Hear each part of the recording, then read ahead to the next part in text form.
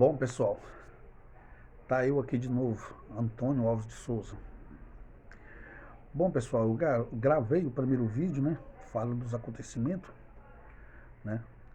E agora estou tendo esse tempo para fazer a continuação desse vídeo. Nós estávamos falando sobre morto, né? E depois de uns 3 meses que meu pai tinha falecido, a gente ter visto ele, apareceu para nós e tudo mais, pessoal. A gente teve uma pequena surpresa, né? Depois de 3 meses da morte dele, e que ele tinha aparecido para nós, começou, pessoal, uma jogação de pedra em cima da casa. E o nosso telhado era um telhado de telha Eternite. E durante 6 meses nós aguentou essa jogação de pedra. 3 meses a morte dele e mais 6 meses caindo pedra em cima da casa. E essas pedras, pessoal, caíam em cima da casa, mas nunca vazavam embaixo. E tem um belo dia, o meu irmão mais velho teve a ideia, né, de ficar 3 dias em cima do pé de jaca, ele e meu cunhado, armado com espingarda, cheia de esfera e chumbinho, esfera de bicicleta, e sal e chumbo. Esse cara 3 dias, pessoal, e nada aconteceu, pedra nenhuma caiu em cima da casa. No terceiro dia, fazendo o quarto dia, o meu cunhado resolveu não subir em cima do pé de jaca. E nessa noite começou a jogação de pedra em cima da casa. Pá, pá, pedra caindo, né? E nós mesmo desconfiou, né, que poderia ter sido o nosso cunhado que estava jogando pedra em cima da casa para assombrar a gente, pra gente vender a chácara e dividir o dinheiro com ele, né? Ele era casado com a minha irmã, né? Então minha irmã tinha direito lá em alguma coisa. E ele foi. E minha mãe chamaram uns irmãos da igreja, os irmãos da igreja começaram a orar. Segundo eles falaram que era meu pai estava pedindo oração, e eles começaram a fazer umas orações em casa e tal, né? E nessa noite, pessoal, que ele estava lá em casa, realmente teve uma mudança. Só jogou pedra em cima da casa uma vez. Eles acabou de sair. E quando deu 12 horas da noite, exatamente 12 horas da noite, pessoal, as pedras começaram a cair em cima da casa. Pá, pá, pá, pedra caindo em cima da casa. E nós passamos a noite acordado, orando pro meu pai, né? E no outro dia saímos por lá de fora, olhamos em cima da casa, estava cheio de pedra grande e nenhuma vazou dentro de casa. Nós ficou pensando, isso aí não é coisa de outro mundo, e nem é o nosso cunhado está fazendo isso, com uma pedra dessa, batendo em cima, ela bate e vaza. Para nós ter certeza, nós arrumamos uma pedra mais ou menos do mesmo tamanho e jogamos em cima da casa. Quando nós jogou em cima da casa, foi a pedra grande bater em cima da casa, ao mesmo tamanho que as pedras estavam lá.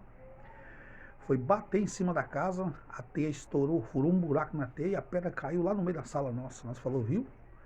Isso não é coisa desse mundo aqui. Depois da oração, só aconteceu essa vez. Mas no outro dia, no segundo dia que aconteceu essa jogação de pedra, nós teve outra surpresa, pessoal. As pedras que caíam em cima da casa mudou. Não era mais pedra jogando pedra em cima da casa. Na sala nossa tinha 4 janelas, né?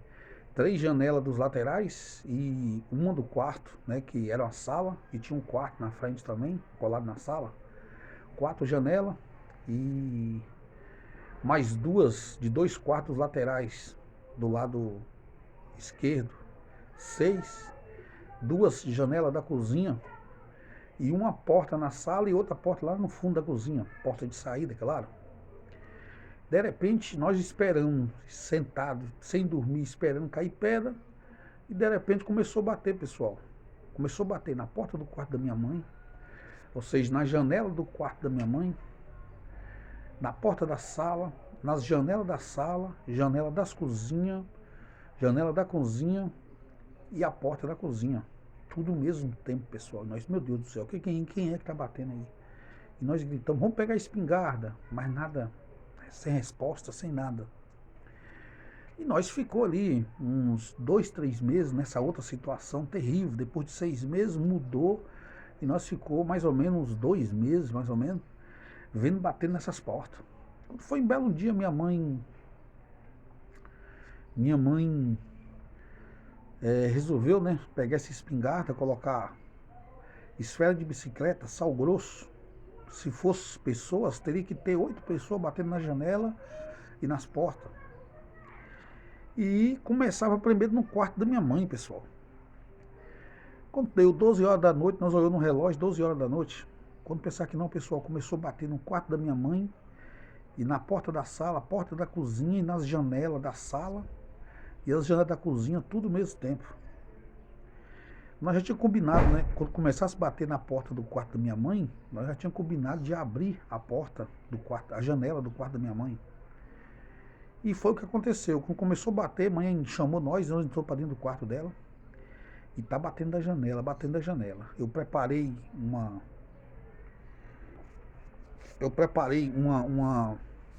lanterna, né? E minha mãe com a espingarda na mão, preparada para poder atirar. E um dos meus irmãos foi e abriu a janela. Quando abriu a janela, eu liguei a lanterna em cima. Quando a gente abriu a janela e eu liguei a lanterna em cima, pessoal, tinha um cavalo branco, todo branco, na janela do quarto da minha mãe. Aí sim que o negócio começou a piorar, pessoal. A janela, um cavalo. Quando minha mãe abriu a janela, parou de bater nas outras janelas e nas portas e nós viu esse cavalo. Nós prontamente criamos coragem e saímos por lá de fora. E minha mãe com a espingarda apontada para o cavalo e olhando. E ela tinha uma lanterna dela, ela ligou a dela e ficou olhando esse cavalo branco. A gente rodeou o lado esquerdo da casa e vimos esse cavalo comendo capim perto da janela do quarto da minha mãe, né? Que tinha capim em volta da casa da gente e tudo mais. E nós começamos a espantar esse cavalo, espantamos o cavalo desceu para a chácara correndo e por aí foi. Minha mãe não atirou nele, graças a Deus. Esperamos um dia amanhecer, mãe, tá vendo, mãe? É o cavalo. Só que nós teve um pensamento, bom, se é o cavalo, era para ter 8 cavalos batendo na janela e nas portas. Por que só tem um cavalo?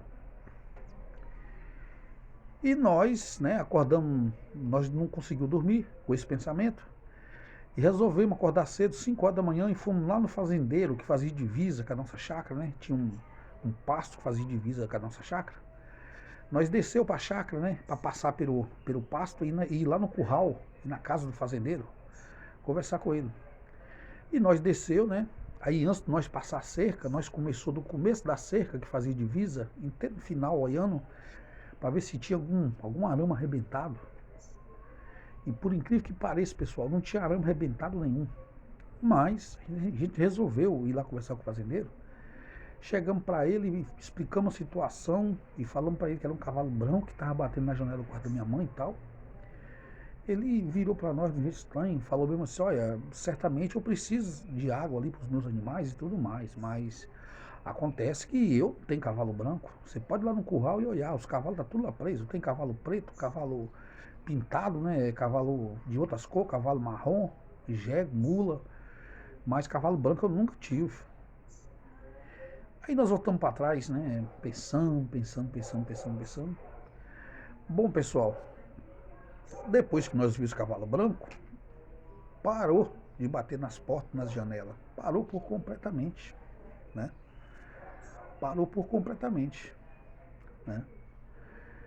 E a gente continuou morando na casa e tal, não estava mais acontecendo nada, nós estávamos quase mesmo esquecendo e tal sobre esse assunto.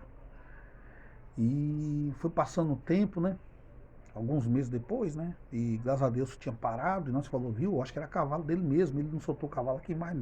Nesse pasto pode ser que era dele, ele estava mentindo. Mas acontece que não era, pessoal, que pela ideia da gente, pela inteligência da gente, teria que ter 8 cavalos batendo nas portas e janelas, tudo ao mesmo tempo. Mas parou, isso que foi importante. Mas quando foi um belo dia, pessoal, voltando ao assunto sobre o aparecimento de pessoas que já morreu, né? Eu vou contar de novo o que aconteceu alguns meses depois, para mim fazer a gravação de outro vídeo que aconteceu em Vitória, Espírito Santo, aonde tudo isso aconteceu na Bahia. Depois nós mudamos, nós vendemos a nossa chácara, eu vou contar a história que nós vendemos a nossa chácara, e mudamos para Minas Gerais. E alguns anos depois mudamos para Vitória do Espírito Santo. Nós mudamos para Minas Gerais E depois, né, eu mais o irmão meu mais velho mudamos para Vitória no Espírito Santo para procurar trabalho, né? E vou falar a continuação do vídeo, né? Um pedacinho da continuação do vídeo e vocês deduzem se tem alguma coisa a ver dos acontecidos anteriores, né? Eu acredito que sim, pessoal. Eu acredito que sim. E parece que estava mostrando, né, que o que eu ia ver no Espírito Santo seria coisa real, que poderia acontecer. Bom, pessoal, antes de terminar esse vídeo, né, dizendo para vocês, né, que tinha parado de bater nas portas e janelas depois nós vimos cavalo, né? A gente não tinha televisão em casa. E televisão ou era na Praça do Jardim, onde o prefeito colocou uma televisão lá na cidade de Ibirapuã, na Praça do Jardim, onde a gente viu os trapalhões, igual eu falei no primeiro vídeo, né? Ou na casa de um amigo meu chamado Sivaldo, que ficava próximo de casa. Eu trabalhava muito, eu era novo, né? Então eu trabalhava muito de ajudante de pedreiro, plantando capim, colhendo feijão. E esse Sivaldo era pedreiro. E ele me chamou para trabalhar de ajudante com ele. Eu fui trabalhar de ajudante com ele, trabalhei algumas vezes e tal, né? Ele me ensinou a trabalhar de pedreiro, ele um pedreiro chamado Seu Gelson, né? Agradeço eles até hoje por causa disso, né? Mas teve um filme, pessoal, que foi lançado, não sei se vocês a lembram, era o primeiro filme de Rambo, Sylvester Stallone 1, lançou esse filme, né? E esse Sivaldo me convidou para poder assistir esse filme em tela quente na casa dele. E era melhor ficar na casa dele, né, que poderia chover, né, lá na pracinha do Jardim, e eu tomar um banho lá, assistindo ao perder o filme. Então eu fui para casa do meu colega Sivaldo e tal, né. Lembrando, pessoal, que hoje eu estou no Espírito Santo, né, e ele continua lá na cidade de Ibirapuã. E eu, na época, estava lá, tudo aconteceu lá, no caso. E fui assistir o filme de Rambo, mas ele... Naquela época não existia televisão a cores, existia aquelas TV de caixa de madeira grande, pessoal. TV de caixa de madeira grande, né? E a TV não era a cores, era preto e branco. E tinha um papel alumínio em volta, tinha um papel colorido em volta, que fazia a TV ficar colorida. Ela era uma TV de caixa de madeira de válvula, né? E aí foi. Eu cheguei na casa dele antes do filme começar, e nós começamos a assistir um filme, pessoal. Começamos a assistir um filme e tal. O filme começou, né? Filme muito bom de guerra. E Rambo lutando, batalhando, né? Trocando tiros, tudo. Bom, pessoal, nós teve uma surpresa quando nós estávamos assistindo nessa TV. E é muito importante que vocês escutem isso, né? E aí vocês poderiam me dizer se tinha alguma coisa a ver com o que eu vi no Espírito Santo, se tudo está ligado no outro, né? E chegou no meio do filme de Rambo, pessoal. Essa TV saiu fora do ar. Aí nós começamos, meu Deus do céu, a TV saiu fora do ar, Silval, nós vamos perder o filme. Bora ir lá pra praça lá do Jardim, que lá acho que tá bom. Não, moço, mas daqui a pouco ela volta, e não sei o que e tal. A TV ficou toda azul, né? Que tinha um plástico colorido em volta. Ela ficou toda azul e chiando, né? E ele bate de lá e bate de cá, vira antena pra lá, vira antena pra colar, pessoal. E nada dessa TV pegar. Mas chegou um certo momento que a TV parou de chiar. Parou de chiar. E começou a sair uma voz pela televisão, né, de válvula. Começou a sair uma voz, né? E essa voz era de um fazendeiro, de um açougueiro, pessoal. Essa voz era de um açougueiro que começou conversando com um fazendeiro no telefone. Ou seja, o açougueiro, isso foi um dia de quinta-feira, foi um dia de segunda-feira, no caso, que foi em tela quente, né? E o açougueiro estava querendo comprar uma vaca, ou um boi. Querendo comprar um boi, né? Para poder matar na sexta-feira, para vender a carne no sábado. Então, quando entrava segunda-feira, ele já estava ligando para os fazendeiros para saber valores, tudo mais e tal. E o nome desse açougueiro era Clodovil. Eu acho que, bom, nós estamos em 2021, ou ele já morreu, ou está muito velhinho, ou não é mais açougueiro, ou se aposentou. né? E ele conversava no telefone com esse açougueiro pela televisão, pessoal. Ou seja, ele estava na casa dele ligando pro fazendeiro e a conversa dele estava saindo na televisão, né? E falando sobre o valor do boi, né? Valor da arroba do boi e tal, e falando que na quinta-feira ia lá buscar o boi. Ele estava tratando do valor da segunda, na quinta-feira ia lá na fazenda buscar o boi, né? Ele ia buscar o boi lá na quinta-feira, né? E ia deixar o boi no matador, né? Ele ia na quinta, ia deixar o boi no matador, que era muito gado, né? Tinha muitas bancas, né? E era muito gado para os pessoal matar os boi. Então ele tinha que pegar o boi na quinta-feira e deixava o boi lá no matador.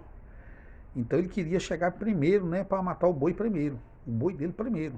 Na quinta-feira levava o boi e o boi dele já estava lá já. Então tinha uma fila. Então ele queria chegar primeiro, no caso que esse boi, para ficar na fila e ele pegar a carne e levar para a feira. Aí tratou do valor, né? Falou ele conversando com o fazendeiro, falou o nome do fazendeiro, tratou o valor. Logo no início ele falou que era o Cordovil, né? E tudo mais e tal. E nós conhecíamos esse açougueiro chamado Cordovil. E ele estava conversando, tratando do valor pela televisão. E nós olhando o valor e tal, que ele estava tratando, o dia que ele ia pegar o boi e tudo mais e tal. E boi tratado o valor, quantos arroba o boi pesava e valor tratado, ele foi e desligou o telefone. Aí nós ficou pensando, meu Deus, mas é o Cordovil que está tratando de valores lá de boi. Bora dar um jeito de nós assistir o filme aí, amanhã cedo nós vamos lá perguntar a ele, que é impossível, ele está no telefone lá e está passando aqui na televisão. Impossível. Mas passava a conversa dele no telefone, né? Claro.